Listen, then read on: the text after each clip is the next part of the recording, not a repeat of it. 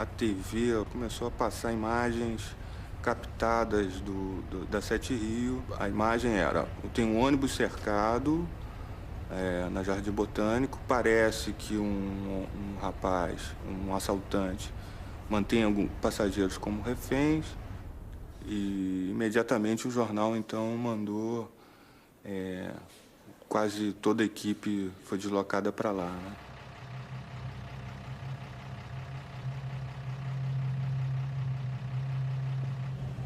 Assim que eu cheguei lá, eu me apresentei ao comandante da unidade, Coronel Soares, que passou o comando daquela operação para mim, que era o qualificado para lidar com o tomador de refém. Eu tentei, naquele momento, angariar o máximo de informação que pudesse subsidiar a tropa que estaria chegando. Como manda, né, a técnica, inicialmente eu tentei estabelecer um contato com ele. Contato para saber das motivações, para saber até onde com quem a gente estava lidando. Eu designei um nome para ele. Falei, seu nome vai ser Sérgio. Tá ok, Sérgio? Aí ele, tudo bem. Então tá, meu nome é Sérgio. Pode me chamar de Sérgio. Até aquele momento eu não sabia. Ninguém sabia que ele era o Sandro.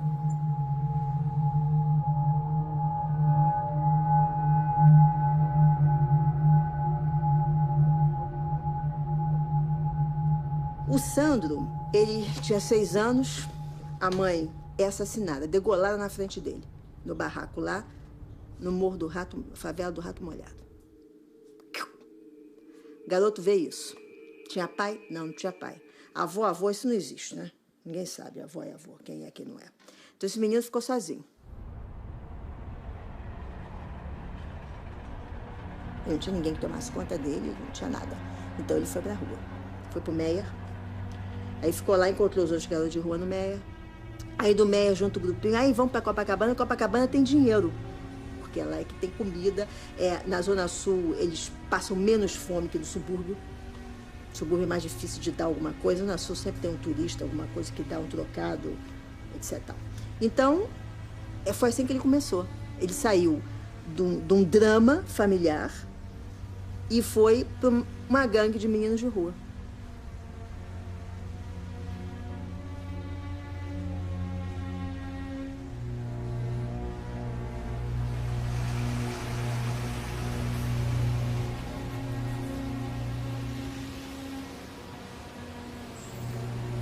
Quando eu conheci o Sandro, ele era desse tamanho aqui, ó. Foi na rua de Copacabana, assim mesmo. A gente tudo dormindo.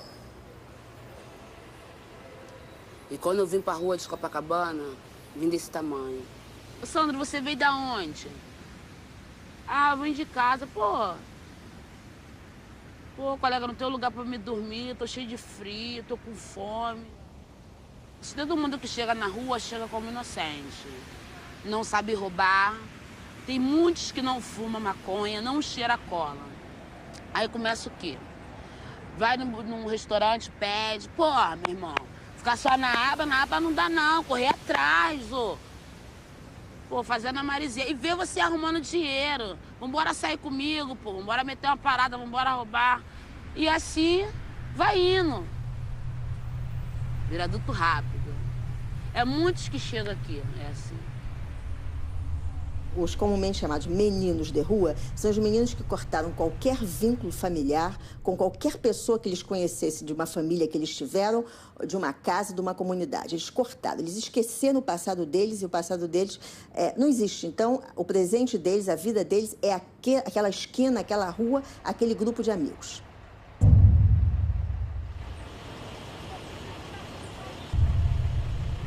A coisa tomou uma dimensão que ele sabia que eram muitas pessoas contra ele, né? Todas as pessoas que estavam ali em volta do ônibus estavam, assim, preocupadas com a gente, né? Com os reféns e não com ele. Então ele era o único contra todos, né?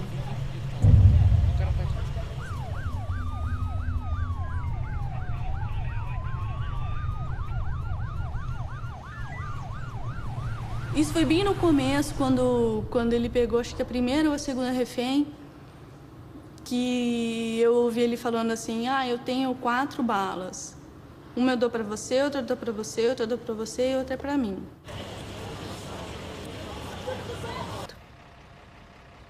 Mas teve uma hora que ele parou, me levou para a cadeira do motorista, sentou, me fez sentar no colo dele e queria que eu dirigisse o ônibus. Ele queria sair com o ônibus daquele local. E ficava aterrorizando. Fala para eles que eu quero isso, que eu quero aquilo, senão eu vou te matar. Se você não convencê-los, eu vou te matar. E ele dizia que não queria câmera, que não queria fotógrafo. E gritava para os policiais, tira aquele cara dali, que havia um fotógrafo bem em frente ao ônibus. Existia uma preocupação em resolver a situação, em tirar o Sandro de lá, em matar o Sandro, ou então em acabar com aquela situação. Isso aconteceu, mas em isolar a área, isso não aconteceu. Existiam pouquíssimos policiais controlando essa distância. Não existia nada que impedisse, assim, o nosso acesso ao local. Existiam pessoas o tempo inteiro da imprensa tentando chegar cada vez mais perto para obter melhores informações, melhores imagens, esse tipo de coisa. O pessoal estava ali na cara do ônibus. Quer dizer, se fosse um camarada violento mesmo, ele não tinha matado só os reféns, não. Ia ser bala pra tudo quanto é lado ali. Ia matar um monte de gente, daquele tipo filme americano. Então ele não vai mandar esse cara atirar, eu vou atirar. Manda esse cara sair dali.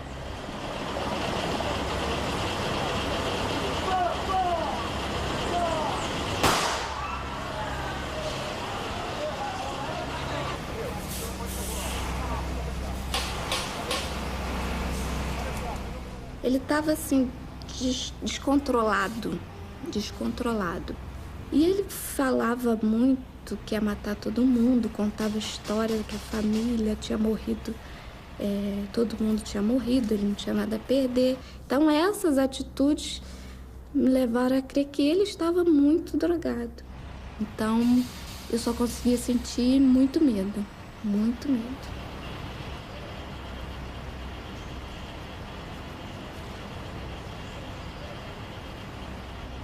Se realmente ele foi menino de rua, e se a polícia pudesse saber disso no momento exato de negociação, isso é um fato de muita importância para o negociador. A personalidade dele como menino de rua geralmente não foi trabalhada, aumenta o fato da imprevisibilidade de Sandro.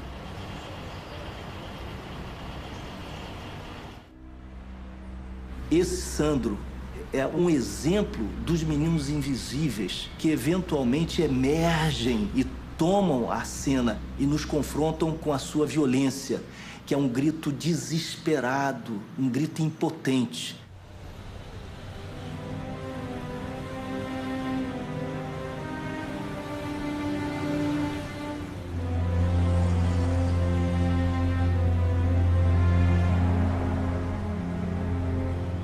A nossa incapacidade de lidar com os nossos dramas, com a exclusão social, com o racismo, com as estigmatizações todas, esses problemas todos. Nós convivemos, aprendemos a conviver tranquilamente com os Sandros, com as tragédias, com os filhos das tragédias, as extensões das tragédias. Isso se converteu em parte do nosso cotidiano.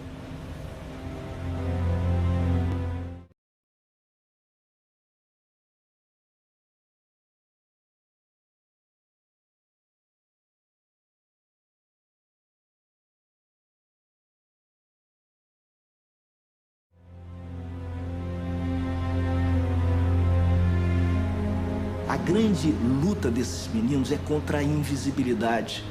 Nós não somos ninguém e nada se alguém não nos olha, não reconhece o nosso valor, não preza a nossa existência e não diz a nós que nós temos algum valor, não devolve a nós a nossa imagem ungida de algum brilho, de alguma vitalidade, de algum reconhecimento. Esses meninos estão famintos de existência social, famintos de reconhecimento.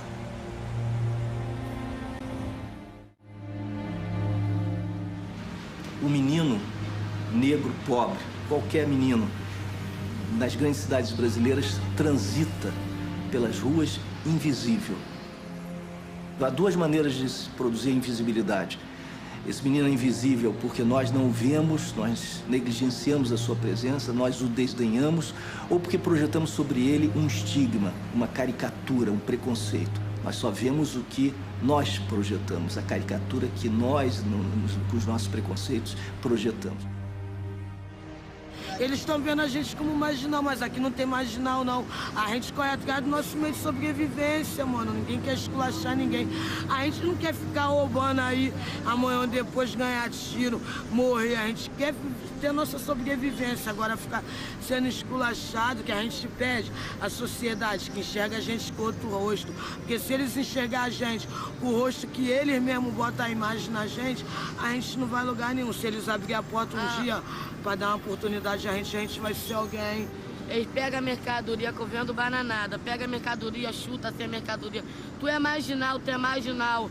Aí eu tenho que ir pra rua aí fazer escândalo, falar que eu sou camelô, tendo a mercadoria ali provando que eu não sou marginal.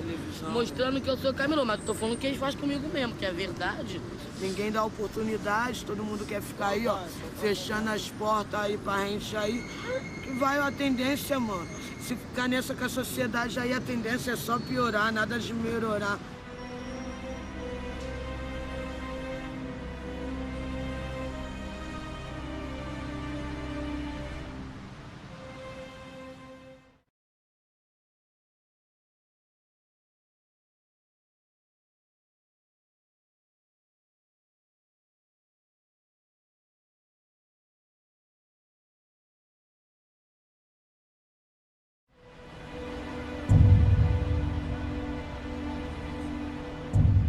Depois ele me soltou e foi quando pegou a Janaína e fazendo com que ela esvaziasse as bolsas, eu e ela. Ele estava mexendo numa das bolsas e pegou o batom.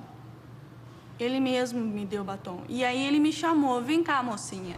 Vem cá escrever na frente do ônibus. Eu não sei o que me deu na cabeça na hora de falar assim, eu vou escrever para todo mundo que está lá fora ver. Não sei, a presença de espírito, o que foi, alguma coisa que me disse, escreve ao contrário. Porque na brincadeira você escreve ao contrário, mas com uma arma na cabeça não é tão simples.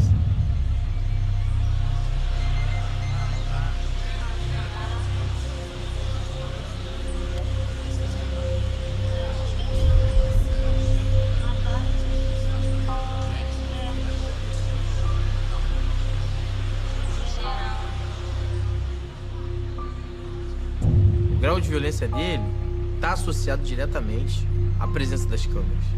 Ele sim estava preocupado ali em aparecer, em representar a peça dele.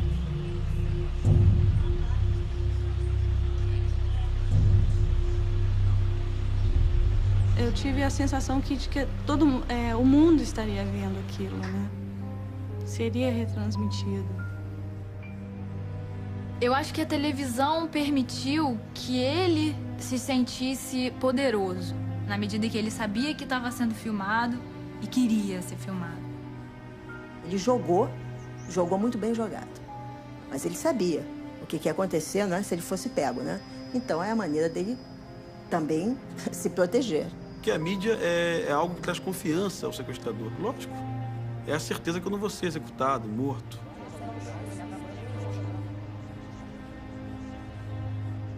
O prolongamento daquela situação também servia como um espaço de significar alguma coisa para alguém, como um espaço de mostrar que ele tinha poder, de mostrar que ele existia, enfim.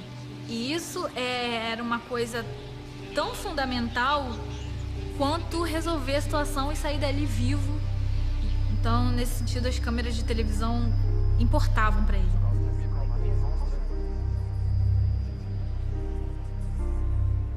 Ali, o Sandro nos despertou a todos nós em todas as salas de visita. Ele impôs a sua visibilidade. Ele era personagem de uma outra narrativa. Ele redefiniu, de alguma maneira, o relato social. O relato que dava a ele sempre a posição subalterna. De repente, é convertido numa narrativa na qual ele é o protagonista. Queria entender por que ele estava ali, qual que era o objetivo dele naquilo.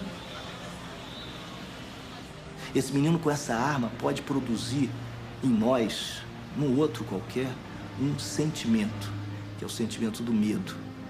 Um sentimento negativo, mas um sentimento, através do qual ele recupera a visibilidade, reconquista a presença, reafirma a sua existência social e a sua existência humana. Há um processo aí de autoconstituição, uma estética da autoinvenção que se dá pela mediação da violência, da arma, de um modo perverso, uma espécie de pacto fáustico, em que o menino troca o seu futuro, a sua vida, a sua alma, por assim dizer, por esse momento efêmero, fugaz, de glória, a pequena glória de ser reconhecido, de ter algum valor, de poder prezar sua autoestima.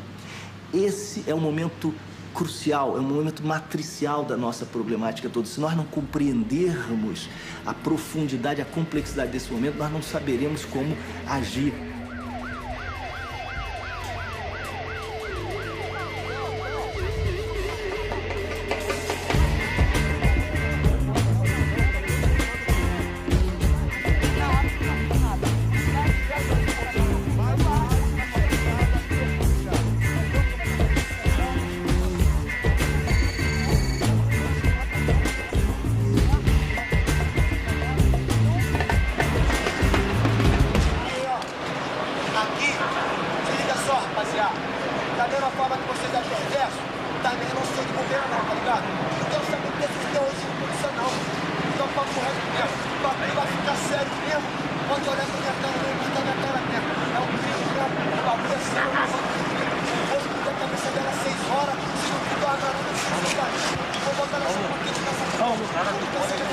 Baixa aí.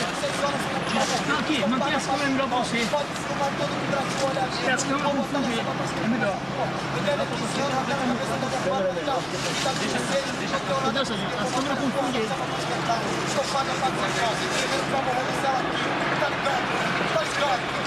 Fica no meio das câmeras. Porque a câmera confunde ele.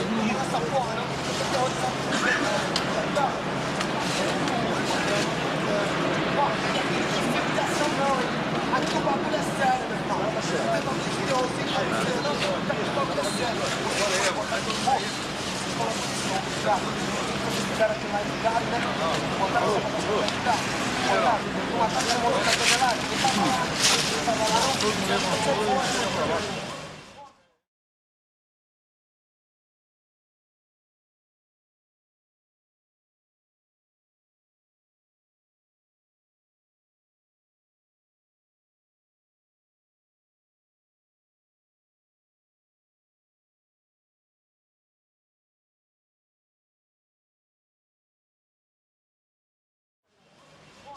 A Candelária foi o seguinte, existia um grupo de meninos de rua que, enfim, dormiam ali na Praça da Candelária, debaixo da marquise ali, em frente à igreja, e o Sandro era um dos meninos que fazia parte daquele grupo. Comigo o nome dele sempre foi Sandro. Mancha era o apelido realmente que ele tinha, porque ele tinha uma mancha no corpo.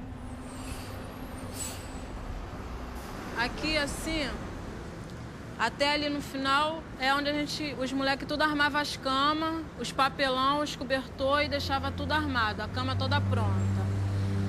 Aqui, assim, no meio, era onde a gente fazia a nossa rodinha de amigo aqui, sentava todo mundo, ficava aqui contando as histórias. A gente ia lá no Bob, comprava aquelas promoções lá, de batata frita, refrigerante, sanduíche. Aí vinha e chegava ali debaixo ali, era mó barato que a gente botava assim tudo no chão, em cima de um papelão, abriu os sacos, refrigerante, aí todo mundo ia se servindo, comia, um queria a batatinha, outro queria um hambúrguer, deixava o sorvete sempre por último, né? Aí por último um dava uma colherzada para cada um de sorvete. A gente fazia aquela zona comendo, quando enjoava, ficava um fazendo guerrinha de comida com o outro, né? Era mó barato, a gente achava que era filho de papai e mamãe, né? O Sandro, eu me lembro que ele às vezes estava triste, aí subia ali pra cima da banca de jornal ali e ficava ali em cima ali. Aí a gente falava, tá pensando, ele falava, costumava dizer que tava refletindo. Aí a gente botava uma pilha, tá refletindo pra ver quem vai roubar amanhã, quantos tu vai roubar amanhã, quanto tu vai arrumar amanhã. Costumava botar essa pilha nele, a cama terminava aqui. E teve uma hora que a situação tava mais calma lá atrás. E eu perguntei pra ele, você devia gostar muito daquela sua irmã, né? Como é que era a sua irmã? Ah, ela tinha um cabelo mais comprido, um pouquinho mais curto que o seu. Então, eu tava tentando estabelecer um clima mais amigável com ele, como se a gente não estivesse ali dentro, né? Como se aquela conversa estivesse se dando em outro lugar sem toda aquela tensão. Então, tirar a cabeça dele daquela ameaça, daquela sentimento de encurralado. Mostrar que eu estava me importando com ele de alguma maneira, não só porque eu temia o que ele podia fazer comigo, não só por temor, mas como ser humano, assim. Não sei o que levou ele a ter aquela atitude, o que levou a ser quem ele era, entendeu? Hoje eu penso, cara, ele tinha 21, 22 anos, a idade que eu tenho hoje. Na época eu tinha 19. Quer dizer, ele viveu mais ou menos o tanto que eu vivi. E o que podia ter passado pela cabeça dele, o que podia ter acontecido com a vida dele que levou ele a fazer aquilo, entendeu? Ele ser quem ele era.